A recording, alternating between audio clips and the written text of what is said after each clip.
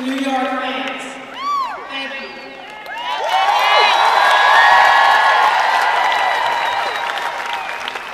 To all my teammates of 13 years, thank you for believing in me, supporting me, and pushing me to the max each and every day. I would like to give a special thanks to Sue Wicks, Kim Hampton, and to Ms. Madison for teaching me how to be a professional athlete on and off the court. Thank you, New York Air Force.